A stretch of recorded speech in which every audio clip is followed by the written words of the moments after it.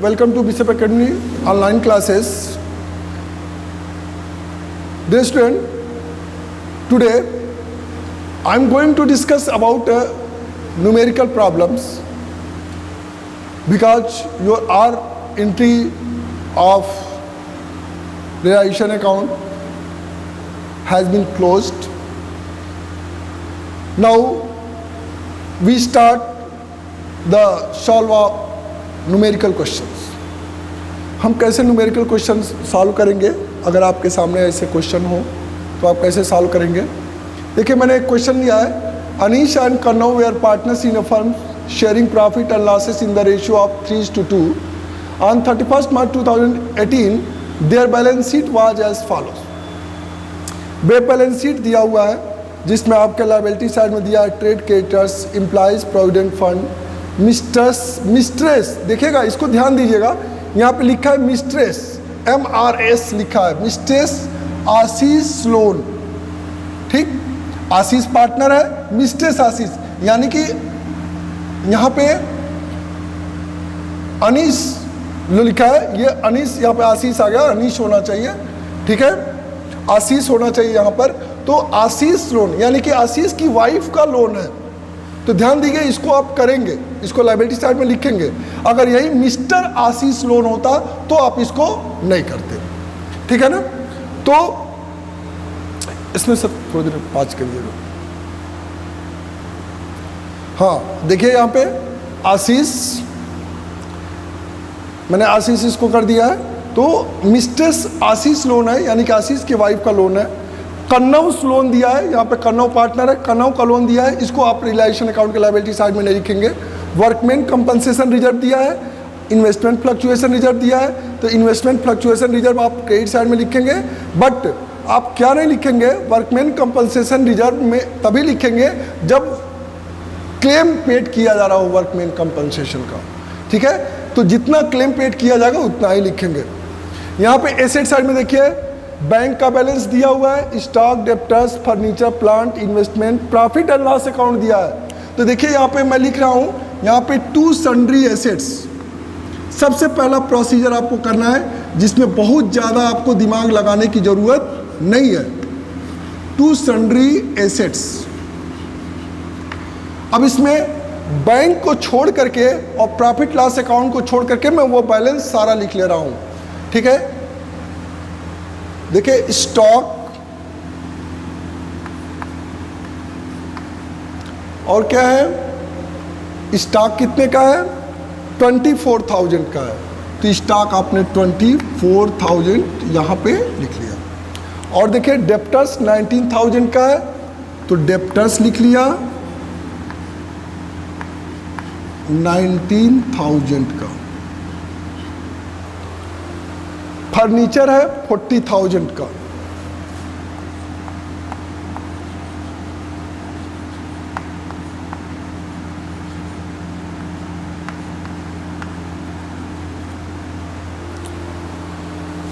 Plant है 2,10,000 का.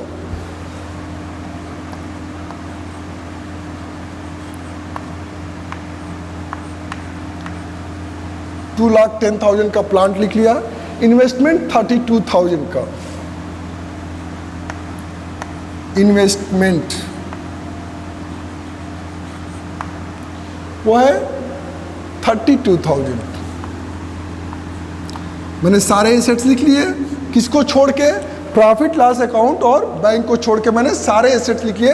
अभी इस एसेट्स को ऐड करके देखिए, 20,000, 10,000, 30,000, 40,000, 70,000, 80,000, 80,000 और 30,000, 1,10,000 हो गया. अब देखिए 2 लाख ये हो गया.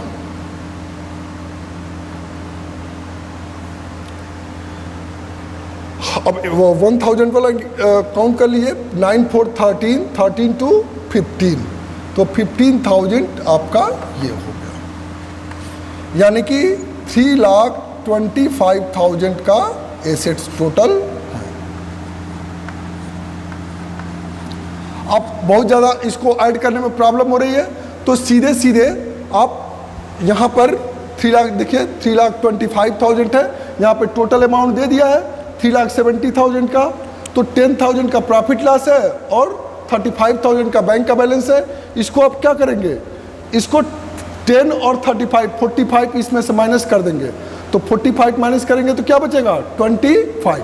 तो देखिए 3,25,000 आपका एसेट आ गया।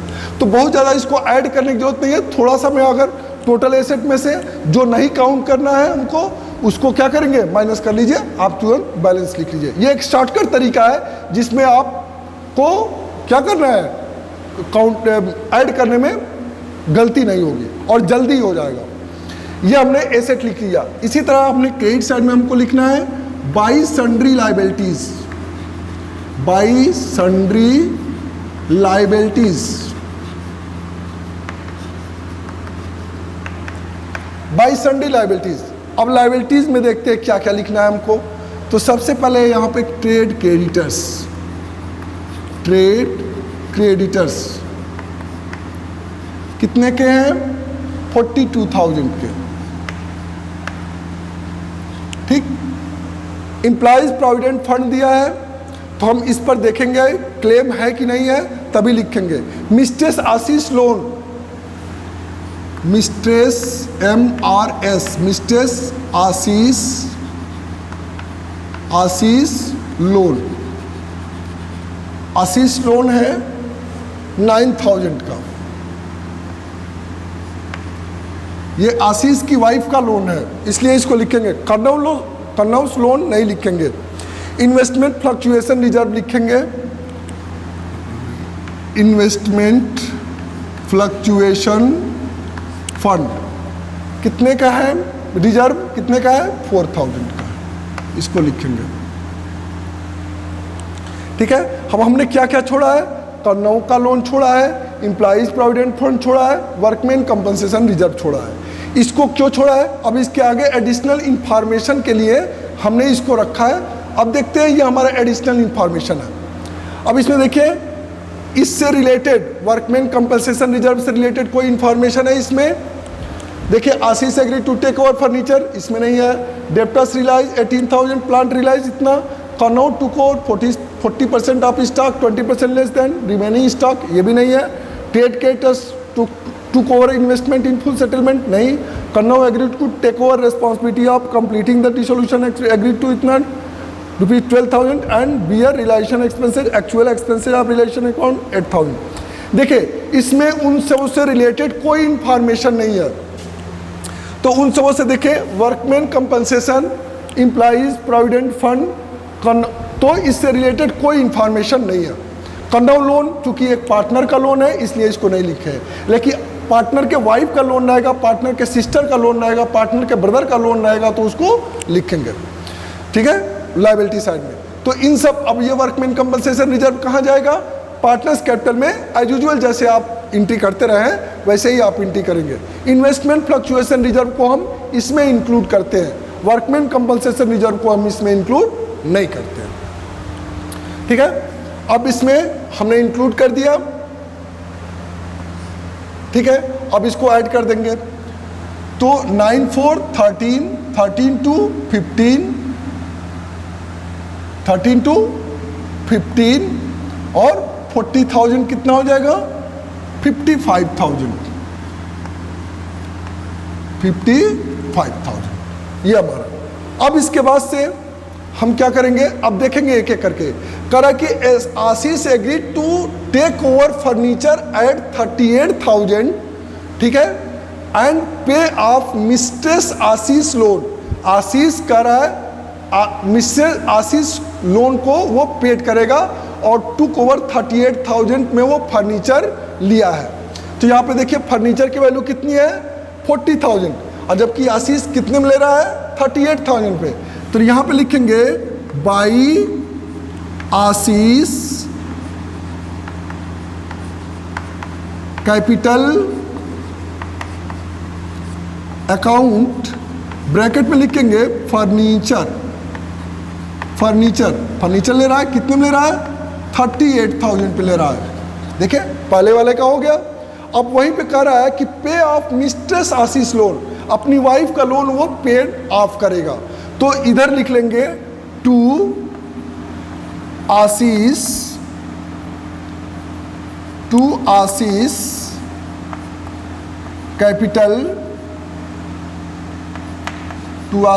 कैपिटल अकाउंट, ठीक है। और ब्रैकेट में लिखेंगे मिस्ट्रेस आशीष लोन, ये ब्रैकेट में लिख लेंगे। और लोन कितने का है मिस्ट्रेस आशीष लोन, यहाँ पे देखिए 9000 का है, तो आप 9000 यहाँ पे लिख लेंगे। क्लियर हो गया। अब सेकेंड पॉइंट पे आते हैं, कहता है कि डेप्टर्स रियलाइज 18,500, डेप्टर्स कितने में रियलाइज हो रहा है 18,500 में, एंड प्लांट रियलाइज 10% मोर, मतलब 10% ज़्यादा में रियलाइज हो रहा है। तो अब यहाँ पे लिखेंगे बाई, और उसमें चूंकि बैंक का बैलेंस दिया था तो लिखेंगे आप बाई बैंक अकाउंट, ठीक। और क्या रियलाइज हो रहा है डेप्टर्स कितने में रियलाइज हुआ है 18,500, तो यहां पे लिखेंगे 18,500, ठीक है। और प्लांट रियलाइज हुआ है 10% मोर प्लांट, अब यहां से चेक करेंगे प्लांट की वैल्यू कितना है 2,10,000, तो 2,10,000 का 10% कितना हुआ 21,000, तो 21,000 और इसमें ऐड कर देंगे तो ये हो जाएगा 31,000, यानी कि 2,31,000 का प्लांट हो गया। ये दो रियलाइज हो गए। अब देखिए थर्ड में कह रहा है कि Kannauj took over 40% of the stock at 20% less then the book value, ठीक है। तो कनौज ले रहा है 40% स्टॉक ले रहा है, इसको ऐड करके आप लिख लेंगे 31 और 18, तो 18 19 और 30, ये हो जाएगा 2,49,500, हो गया ना। अब देखिए इतना का रियलाइजेशन हुआ है। अब कह रहा है कि Kannauj took over 40% of stock, तो लिखेंगे बाई कनौज कैपिटल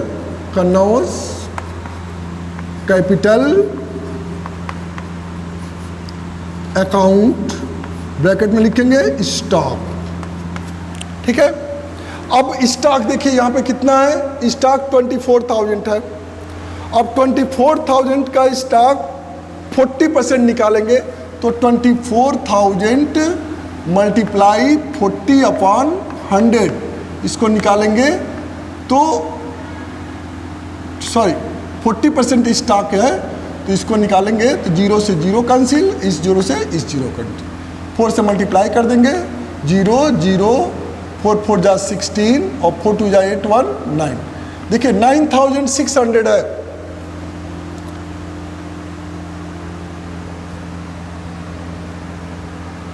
फोर्टी % का स्टॉक कितना हो रहा है 9,600, ठीक।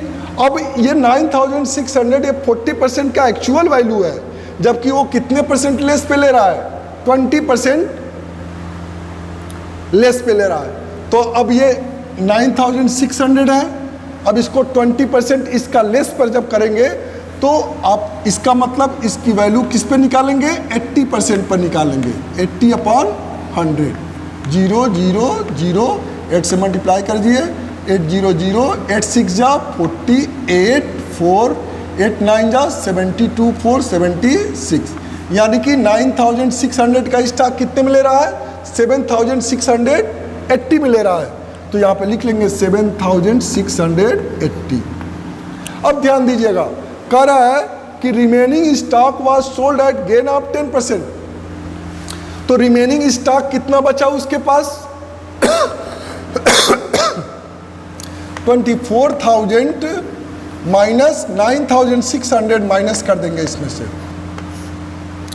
तो ये हो जाएगा 400, और 13 में से 4 जा 13 में से 9 जा 4 1, 14,400 का स्टॉक बचा। इसको कह रहा है कि 10% प्रॉफिट पे इसको सेल किया जा रहा है, यानी कि अगर इसका हम 10% प्रॉफिट निकालेंगे तो 1,440 आएगा, तो इसमें हम ऐड कर देंगे 1,440 और 4085 यानी कि 15,840 इतने में वो क्या हो रहा है, सेल हो रहा है। तो लिख लेंगे by bank account, bank account, ठीक है, और लिखेंगे स्टॉक, ठीक है। कितने में हो रहा है, 15,840। देखिए अब ये थर्ड वाला पॉइंट भी हो गया। कह रहा है कि trade creditors took over investment in full settlement. देखिए यहाँ पे ट्रेड क्रेडिटर्स कितने के, 42,000 के, और यहाँ पे इन्वेस्टमेंट कितना है, 32,000 के। तो जो वो इन्वेस्टमेंट ले रहा है फुल सेटलमेंट हो गया, यानी कि पूरा ये 32,000 में फाइनल हो गया ट्रेड क्रेडिटर्स। तो अब उसकी एंट्री हम रिलायशन अकाउंट में नहीं करेंगे, फुल सेटलमेंट की कोई भी पोस्टिंग हम रिलायशन अकाउंट में नहीं करते हैं। ये खत्म हो गया फोर्थ, इसका कुछ करना नहीं है हमको, क्योंकि अब इन्वेस्टमेंट का रिलायशन भी नहीं होगा क्योंकि ट्रेड क्रेडिटर्स को दे दिया गया। नेक्स्ट फिफ्थ पॉइंट है, Kannauj agree to take over the responsibility of completing dissolution to an agreed remuneration of 12,000 and to bear realization expenses, actual expenses of realization amounted to 8,000। अब actual expenses से कोई मतलब नहीं है, वो उसको जितना रेम्यूनरेशन दिया जा रहा है, ठीक है ना, रिलायशन कंप्लीट करने के लिए उसको जो रेस्पॉन्सिबिलिटी दी गई है वो 12,000 है। तो इसके लिए जो एंट्री होती है वो realisation account debit to partners capital account entry होती है इसकी। तो लिखेंगे टू, किसको दी गई है, कन्नौ को दी गई है, लिखेंगे to Kannauj capital account, Kannauj capital account, और कितना रेम्यूनरेशन है, 12,000। अब देखिए सारी चीजें हमने कर दी, इसमें सारी चीजें हो गई। ये हमारा रिलेशन अकाउंट प्रिपेयर करना है। देखिए सीबीएसई 2019 का ये है, बोर्ड का क्वेश्चन है, बहुत इंपॉर्टेंट क्वेश्चन ये भी था और इजी भी था ये, ठीक है। और ऐसे क्वेश्चन आते हैं 6 मार्क्स में, आपको 6 मार्क्स में ऐसे रिलेशन अकाउंट, अगर 8 मार्क्स में आएगा तो partners capital account cash account बनाने के लिए भी देगा। अब इसमें देखते हैं कि प्रॉफिट हुआ है या लॉस हुआ है। तो इसमें देखिए ये 55,000, 2 लाख पहले अलग कर लीजिए, 2 लाख ये हो गया। अब यहाँ से देखिए 50,000, 30,000, 80,000, 40,000, 1,20,000, 1,20,000 और 10,000, 1,40,000, ठीक है। फिर देख लीजिए 50, 30, 80, 40, 120, 120, 10, 50, 30, 80, 40, 120, 120, 10, 130, सॉरी 1,30,000 हो गया। अब 8, 5, 13, 13, 9, 22, 39, 22, 22, 7, 29, 29 और 5, 34। तो ये हो गया 34,000, 34,000, 500, 600, 1,100, 1,100, 800, 1,900, 1,900 और 2020, 2020 हो गया। इसको ऐड कर लेंगे 0, 2, 0, 4, 2, 6, 3, 3, 6, 2, 1, 3, 3,66,020 ये हो गया, 3,66,020, ठीक है।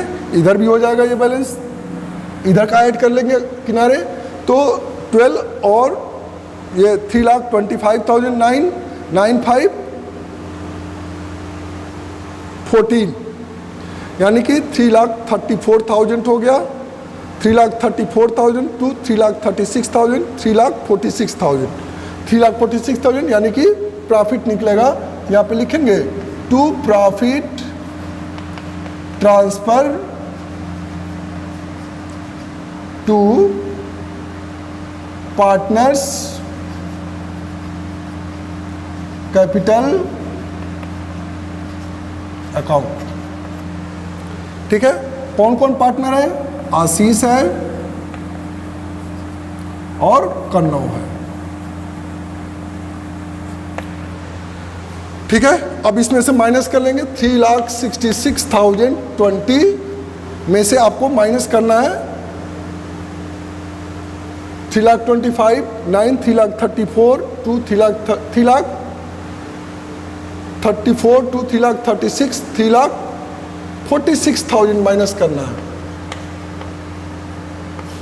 20,002 20,020 और 20,020 आया है, ये प्रॉफिट आया है।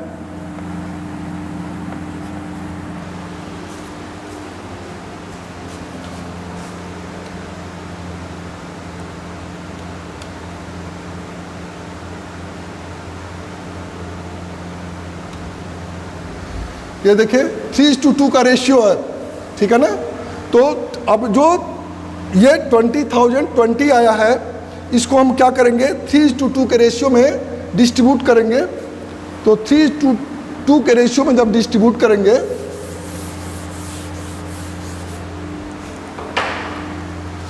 $20,020, ठीक है, मल्टीप्लाई 3/5 मल्टीप्लाई 2/5, ठीक है।